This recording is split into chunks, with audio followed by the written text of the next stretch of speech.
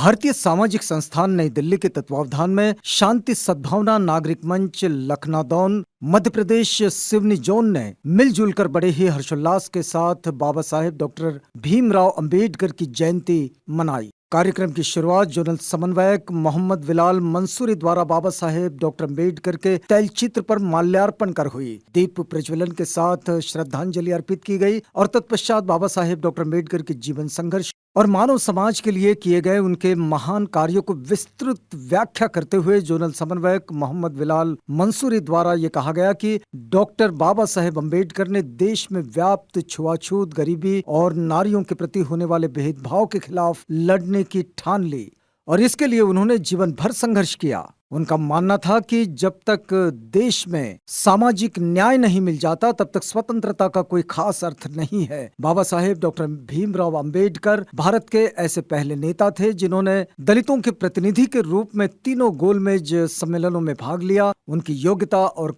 कार्यकुशलता के कारण ही उन्हें भारत का पहला कानून मंत्री बनाया गया, जिन्होंने संविधान निर्माण के काम को बखूबी अंजाम दिया।